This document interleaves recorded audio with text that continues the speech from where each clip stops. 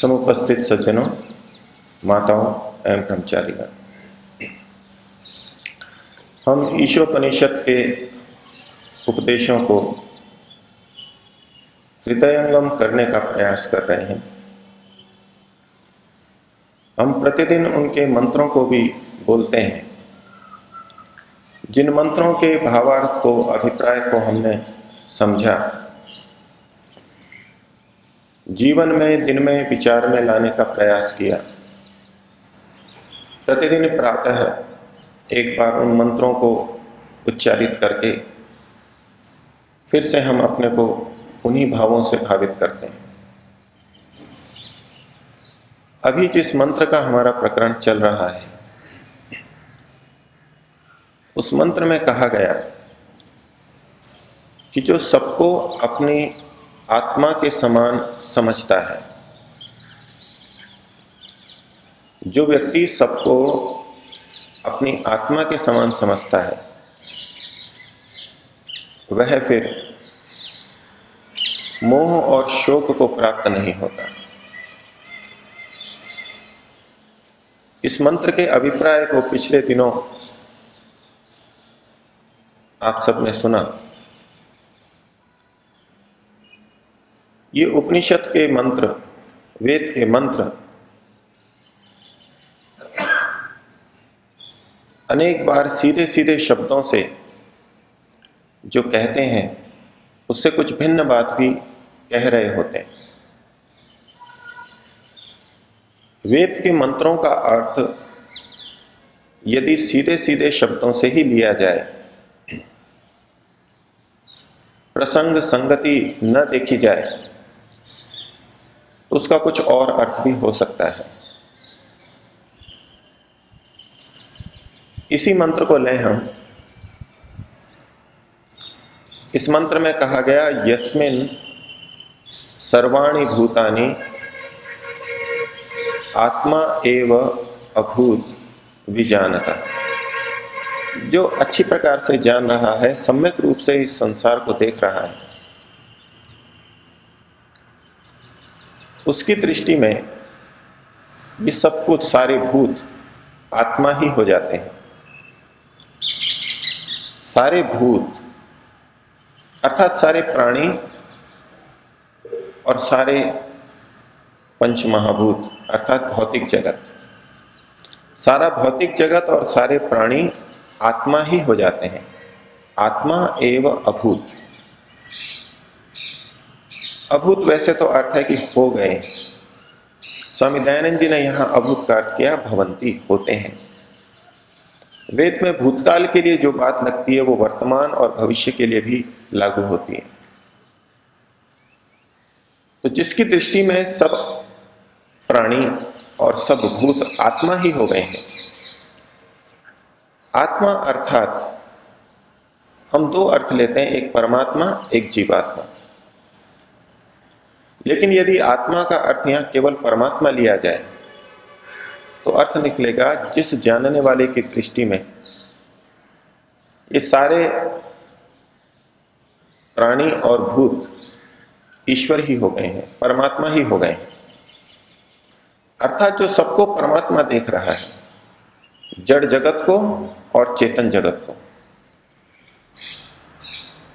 तो ऐसे व्यक्ति को फिर कहां शोक है और कहां मोह है, अर्थात वो शोक और मोह से उबर जाता है। इस दृष्टि से अर्थ बना कि ये सारा संसार दिखने में भले ही अलग अलग दिखाई दे रहा हो, अलग अलग वस्तुएं हों, अलग अलग प्राणी दिखाई दे रहे हों, लेकिन वास्तव में तो एक परमात्मा ही है। अर्थात अद्वैत की स्थिति यहां से निकलेगी।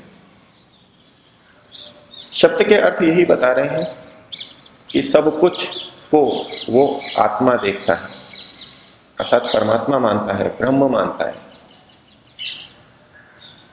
इस मंत्र को शंकराचार्य जी ने सैकड़ों जगह पर प्रस्तुत किया है। उनके विविध भाष्य हैं उपनिषद के, दर्शन के। इस मंत्र को अद्वैत की सिद्धि के लिए उन्होंने सैकड़ों बार प्रयुक्त किया है। और अर्थ यही किया कि जो व्यक्ति इन सब भूतों को ब्रह्म मानता है, आत्मा मानता है, अर्थात परमात्मा मानता है, उसको फिर शोक और मोह नहीं रहते। लेकिन इससे पूर्व की स्थिति, जब तक इसमें भेद देखता है, अर्थात परमात्मा अलग है, आत्मा अलग है, ये प्रकृति अलग है, इस तरह से जो भेद देखता है, तो फिर तो मोह और शोक बना ही रहेगा। और इस संसार में जितना भी मोह और शोक है, अज्ञानता है, असमंजस है, संशय की स्थिति है, कर्तव्य अकर्तव्य की का निर्णय नहीं हो रहा है, ये सामान्य जनता में है, जो कि इस सारे को ब्रह्म रूप नहीं देख पा रहा, भिन्न भिन्न देख रहा है। और ये भिन्न भिन्न देखने से ही ये सारी समस्याएं हैं। वस्तुतः तो केवल ब्रह्म ही है। तो सीधे सीधे अर्थ देखें तब तो अद्वैत की भावना इस मंत्र से निकलती है। और शंकराचार्य जी ने इस मंत्र के आधार पर प्रतिपादन भी किया और इस मंत्र को प्रमाण रूप में प्रस्तुत भी किया। इस संसार में द्वैत है अथवा अद्वैत है अथवा त्रैत है, इस विषय में बहुत अधिक तर्क, बहुत अधिक युक्तियां चल रही हैं। अपने अपने पक्ष की पुष्टि के लिए प्रमाण प्रस्तुत किए जाते हैं। दूसरे तर्क वितर्क को हम बाद में देखें, पहले हम इसी ईशोपनिषद के ऊपर विचार करें। इसके मंत्र ऊपर से लेकर नीचे तक क्या कह रहे हैं और इस मंत्र के आगे भी वो क्या कहेंगे। अद्वैत शब्द को पहले थोड़ा समझ लें।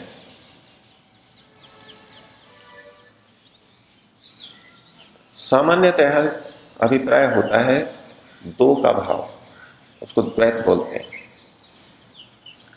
और जहां दो का भाव नहीं हो, एकत्व का भाव हो, एकत्वम अनुपश्यता, सब कुछ एक ही है, तो ये अद्वैत हो गया। द्विधा इतम इति द्वितम। द्विधा मतलब दो प्रकार से,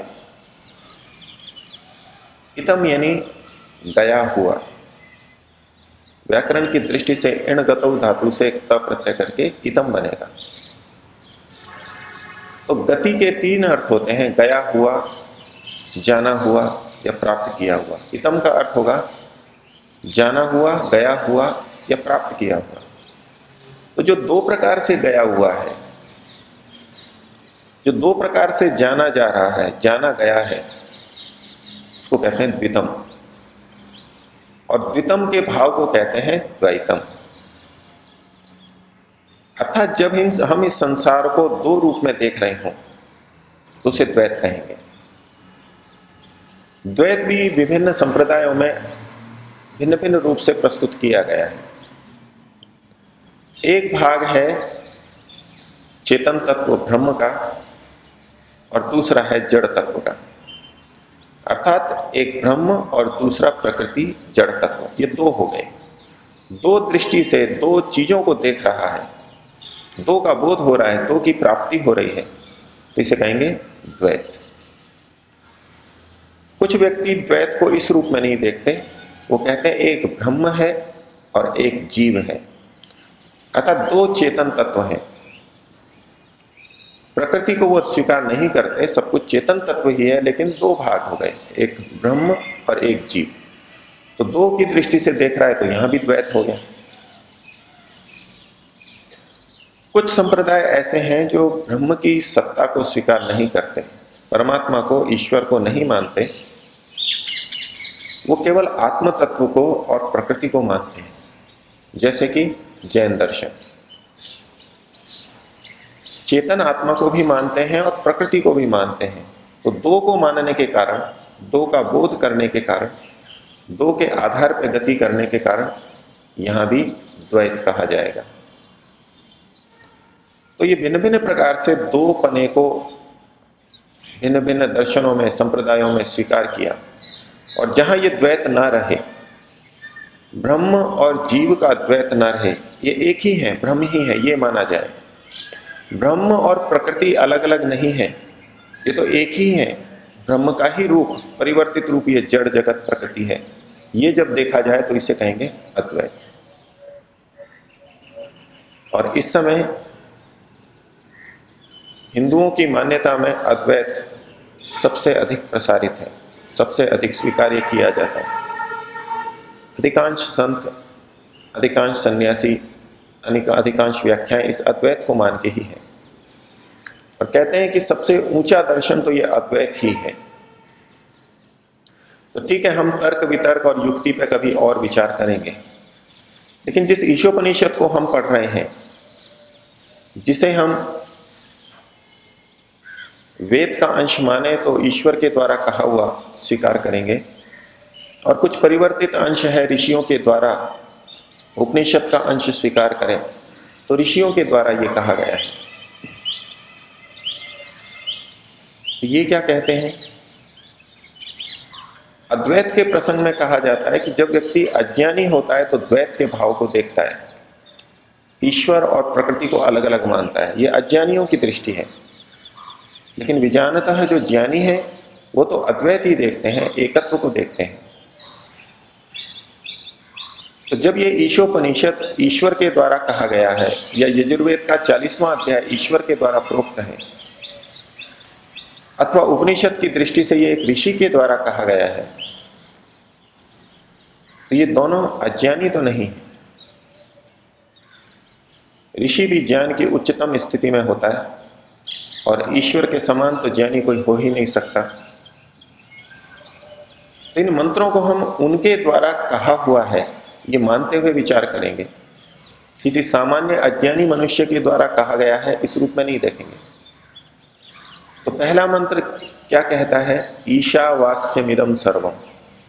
ये सारा जो जगती में गतिशील है, जगत्याम जगत, ये सारा का सारा ईश्वर में बसा हुआ है, ईश्वर से आच्छादित है।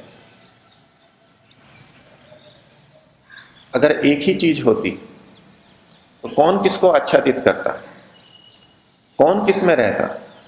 वो तो बस एक ही चीज थी। ये दूसरे कौन है?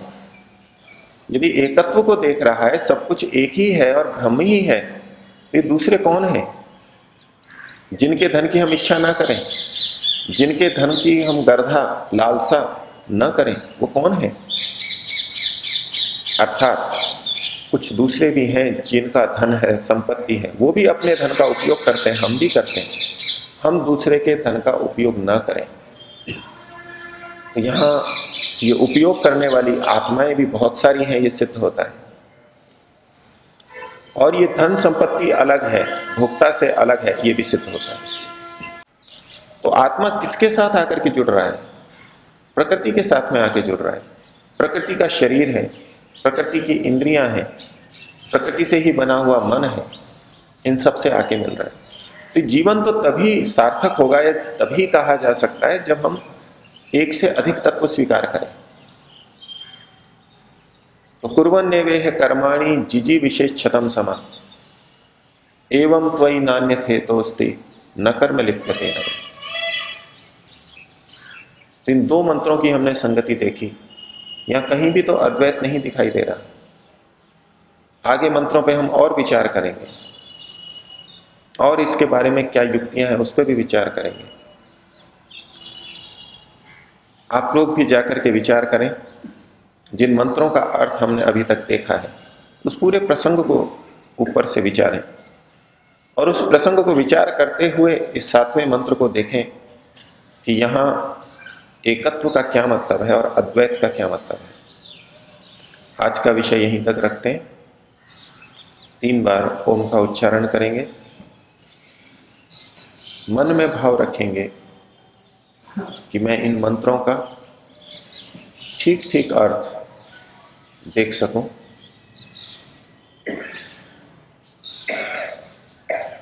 जो बात ईश्वर या ऋषि कहना चाह रहा है उनकी संगति पूर्वक परस्पर विरोध न आए, इस रूप में सत्य ज्ञान की दृष्टि से पक्षपात रहित होकर के देख सकूं। ईश्वर से प्रार्थना करेंगे। श्वास भरें।